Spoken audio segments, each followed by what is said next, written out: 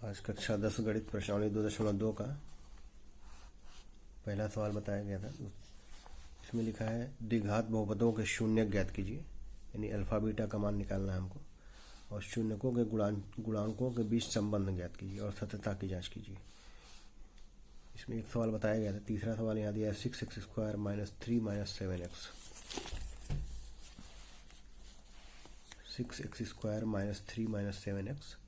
इसको पहले लिखेंगे द्विघात बहुपद की तरफ से। द्विघात बहुपद का व्यापक रूप होता है ax² + bx + c। x वाला जो गुणांक x का बीच में पद रहेगा, इधर स्क्वायर रहेगा, इधर अचर पद रहेगा। तो यहाँ पे बीच में दिया है 3, तो 7x को बीच में लाएंगे पहले। 6x² - 7x - 3। अब यहाँ पे इसका गुणनखंड करेंगे 6x² - 7x - 3। तो 6 और 3 का ऐसा गुणनखंड करेंगे, 6 का 3 में गुणा करेंगे 18 आएगा। तो 18 का ऐसा गुणनखंड कि जोड़ने पर एक संख्या 6 है, एक 3।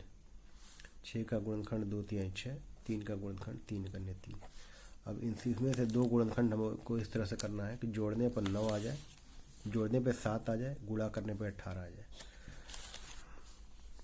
तो इसमें 3 और 3 अगर एक साथ लिया जाए, 3 3 के 9 और 2 1 2, तो 9 और 2 इसका गुणनखंड होगा। 9 का 2 में गुणा करेंगे 18, और जोड़ने पर -7 आना चाहिए। तो इसको लिख सकते हैं -9 + 2 -9 - 2 = -7।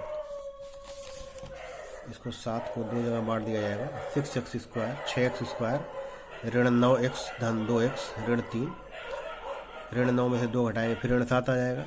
अब इन अलग अलग समूह बना लेंगे दो दो का। तो 6x² - 9x, इसमें से 3x कॉमन है दोनों में, तो यहाँ बचेगा 3 दूनी 6 2x - 3 प्लस इस दोनों में से कोई संख्या कॉमन नहीं है, तो एक कॉमन ले लेंगे। यहाँ बचेगा 2x - 3। 2x - 3 यहाँ भी कॉमन है, यहाँ भी 2x - 3 है, दोनों में कॉमन ले लेंगे। यहाँ बचेगा 3x + 1। तो जब गुणनखंड किया गया 6x² - 7x - 3 का, तो यह आ गया 2x - 3, 2x - 3 और 3x - 1। अब हमको इसका शून्यक निकालना है। तो शून्यक के लिए इसका मान 0 के बराबर करना पड़ेगा। तो यहाँ लिखेंगे 2x - 3 और 3x - 1 = 0। तो पहले किसी एक संख्या को बराबर करेंगे, तो 2x - 3 = 0, तो 2x = 3, तो x का मान आ गया 3/2। दूसरा आ गया 3x + 1 = 0। 3x + 1 अगर इसके भाग दे देंगे तो 3x + 1 बचेगा। यहाँ पे 3x + 1 = 0, तो 3x = -1, तो x = 1/3। दो शून्य का आ गए हमारे, एक 3/2, एक -1/3।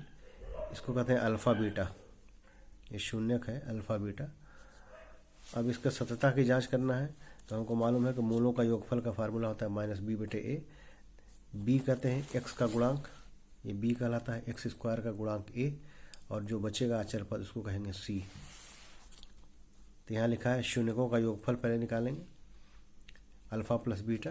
एक शून्य का आ गया 3/2, दूसरा आया -1/3, दोनों को जोड़ देंगे। 3/2 धन कोष्ठ में -1/3, धन का ऋण में गुणा करेंगे माइनस आ जाएगा। 3/2 -1/3, 3 3 के 9, 2 1 2, 9 में से 2 घट गया 7 बटा 3 दूनी 6। इसको घटाने पर आ गया 7/6।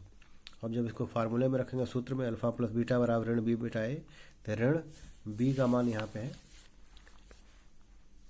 a बराबर यहाँ पे है 6, b बराबर है -7 और c बराबर है -3।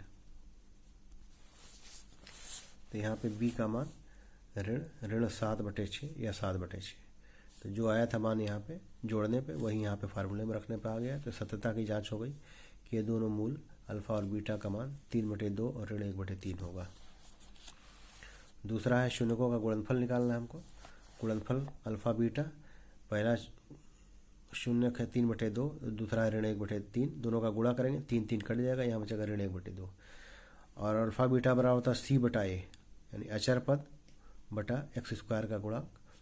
तो c का मान यहाँ पे दिया है -3 और a का मान है 6। तो यहाँ रख देंगे -3/6 = -1/2। तो जोड़ गुणा करने पर वही मान आया जो सूत्र में फार्मूले में रखने पर मान आया है। तो यहाँ भी सत्यता की जांच हो गई कि शून्यकों का गुणनफल आ गया -1/2 और शून्यकों का योगफल आ गया 7/6।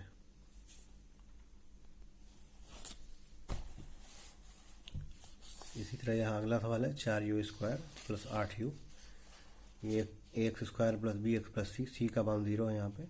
इन दोनों में 4 कॉमन ले लेंगे, 4u, क्वेश्चन बचेगा u प्लस 2, ये इसका गुणनखंड हो जाएगा। अगला है पाँचवा टी स्क्वायर माइनस 15, इसको लगा के देखा जाए कि इसके शून्य कितने आ रहे हैं, शून्य का निकालना हमको। पाँचवा खंड है इसका,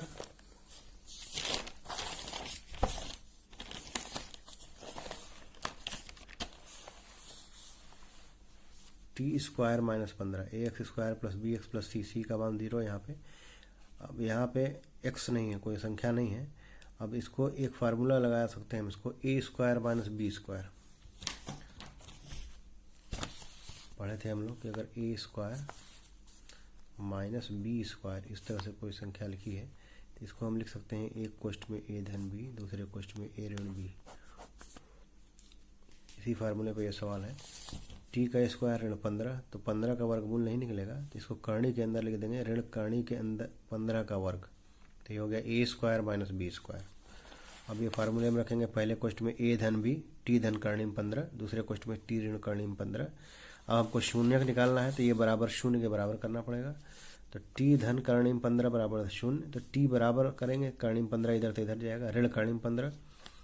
इसी तरह टी ऋण करणी में 15 दूसरा है, दूसरे क्वेश्चन में है टी माइनस करणी में 15, तो इसको शून्य के बराबर जब करेंगे तो टी का मान आ गया करणी में 15।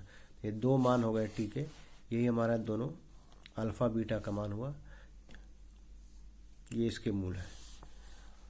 दो शून्य हो गए अल्फा बीटा, पहला ऋण करणी में 15, दूसरा धन करणी में 15।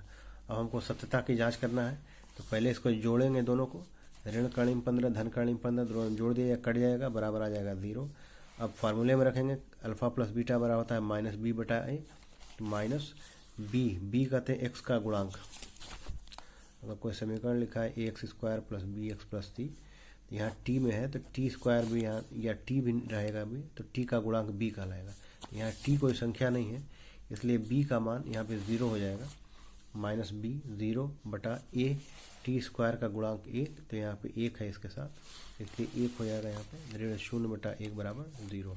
तो जोड़ने पर 0 आया, फार्मूले में रखने पर भी 0 आया। सत्यता की जांच हो गई कि मूलों का योगफल यानी शून्यकों का योगफल 0 के बराबर। दूसरा है शून्यकों का गुणनफल करेंगे, ऋण करणी में 15 का धन करणी में 15 में।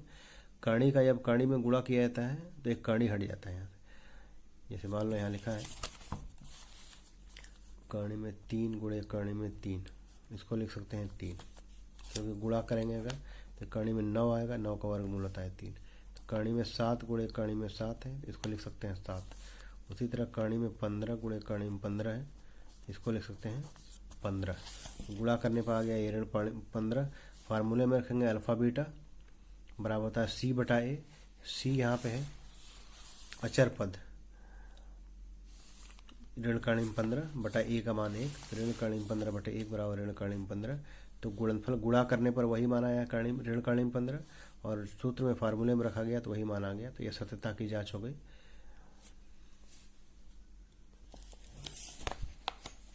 इसके बाद और इसका एक सवाल लगा लिया जाए। छठवां सवाल है 3x square minus x minus 4। ये लिखा है a x square plus b x plus c की तरफ से 3x स्क्वायर ऋण x ऋण 4, इसका शून्य निकालना है हमको। सबसे पहले इसका गुणनखंड करना पड़ेगा, 3x स्क्वायर ऋण x ऋण 4। तो यहाँ पे 4 दिया है, एक्स स्क्वायर के साथ यहाँ संख्या 3 दिया है, तो दोनों का गुणनखंड करेंगे, गुणनफल करेंगे। 4 और 3 का 12, 12 का ऐसा गुणनखंड जोड़ने पर 1 आ जाए, ऋण 1 आ जाए, गुणा करने पर ऋण 12 आ जाए। तो ऋण 4 धन 3 अगर लिखेंगे तो 4 3 12, और 4 में से ऋण 4 में से 3 प्लस 3 कर देंगे तो यहाँ आ जाएगा माइनस एक्स। तो इसको लिख सकते हैं 3x स्क्वायर 3x स्क्वायर ऋण 4x धन 3x ऋण 4, ऋण 4 में से 3 जोड़ देंगे तो यहाँ ऋण x आ जाएगा। अब यहाँ पे अलग अलग समूह बना लेंगे दो दो, इन दोनों में x कॉमन है, x यहाँ भी है, x यहाँ भी है, x कॉमन ले लेंगे तो यहाँ बचेगा 3x ऋण 4।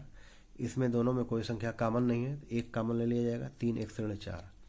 3x ऋण 4 यहाँ भी दोनों में है, और यहाँ पे बचेगा x प्लस 1। अब हमको शून्य का निकालना है तो ये शून्य के बराबर लिखना पड़ेगा।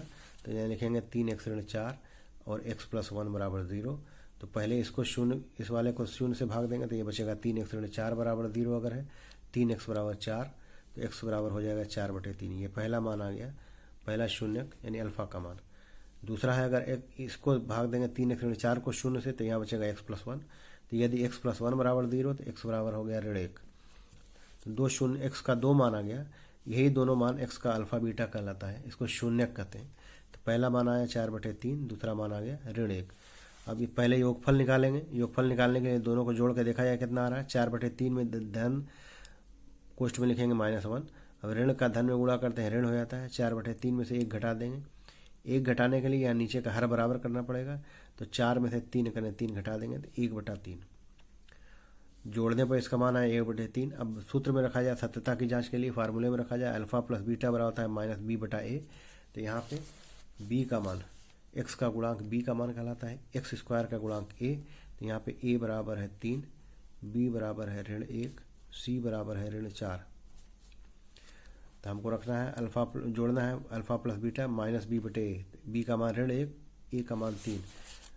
तो ऋण 1/3, ऋण का ऋण में गुणा हो जाएगा, धन हो जाएगा 1/3।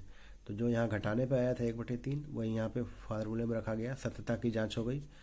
दूसरा शून्यकों का गुणनफल होता है c/a। तो पहले गुणा करके देखा जाए। पहला अल्फा का मान है 4/3, बीटा का मान है ऋण 1, दोनों का गुणा किया गया। तो ऋण 4 का ऋण 1 में गुणा करेंगे, ऋण 4/3। सूत्र में रखा जाए अल्फा प्लस बीटा, तो हो गया c/a।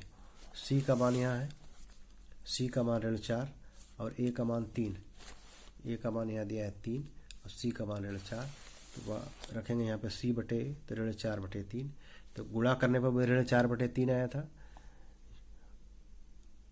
इसी तरह अल्फा प्लस बीटा नहीं है, alpha beta, alpha into beta बराबर c/a, तो ऋण 4/3। तो ये सत्यता की जांच हो गई कि गुणा करने पर भी ऋण 4/3 आया और सूत्र में रखने पर भी ऋण 4/3 आया। तो यही सवाल में कह रहा है कि शून्यक निकालिए और सत्यता की जांच कीजिए। तो शून्यक, कोई समीकरण दिया रहेगा, समीकरण से शून्यक निकालेंगे।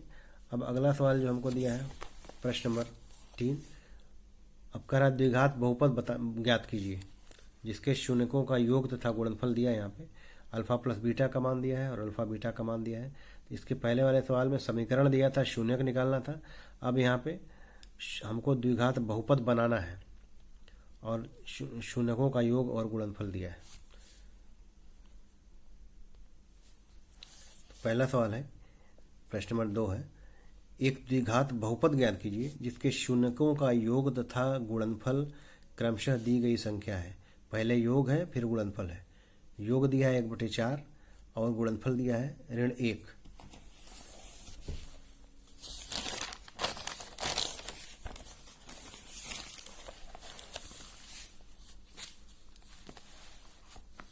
द्विघात बहुपद होता है ax² plus bx plus c, जिसका योगफल दिया है 1/4। तो लिखेंगे अल्फा प्लस बीटा बराबर 1/4 और मूलों का गुणनफल यानी शून्यकों का गुणनफल अल्फा बीटा का मान दिया है ऋण 1। इसको कैसे निकालेंगे? सबसे पहले हमको यहाँ पे a, b और c का मान निकालना है और इसी फार्मूले में रख देना है ax² plus bx plus c में। तो हमारा द्विघात बहुपद निकल जाएगा। तो सबसे पहले यहाँ लिखेंगे अल्फा प्लस बीटा बराबर होता है -b/a। अब -b/a का मान दिया है यानी योगफल दिया है हमारा 1/4, बराबर लिख देंगे 1/4 और मूलों का गुणनफल अल्फा बीटा बराबर दिया है c/a, इसका मान दिया है ऋण 1। अब दोनों की तुलना करेंगे, समीकरण 1 और 2 की। तो यहाँ देखेंगे a का मान कितना आ रहा है। तो यहाँ पे a का मान 4 आया था, यहाँ पे a का मान 1 आ रहा है। तो इसको भी 4 बनाएंगे, 4 से ऊपर नीचे गुणा कर देंगे। अब यहाँ पे a का मान हो गया 4, b/a, यहाँ भी 4 है, यहाँ भी 4 है। b का मान हो गया, यहाँ ऋण b बराबर 1 है, ऋण b बराबर 1, इसलिए b बराबर हो जाएगा ऋण 1। ऋण इधर से इधर चला जाएगा। b का मान आ गया ऋण 1, c का मान आ गया ऋण 4, क्योंकि c का मान यहाँ दिया है c/a, तो c के यहाँ पे है ऋण 4। a और b और c तीनों का मान आ गया। अब हम इसको द्विघात बहुपद में रख देंगे ax² plus bx plus c में। a का मान आ गया 4, a के यहाँ पे 4 रख देंगे 4x², b के यहाँ पे रख देंगे -1, तो b का -1 में गुणा होगा तो -x हो जाएगा यहाँ पे, प्लस c बराबर है दिया है ऋण 4, तो धन c है, धन का ऋण में गुणा होता है ऋण हो जाता है। तो ये समीकरण बन गया हमारा द्विघात बहुपद 4x² ऋण x ऋण 4।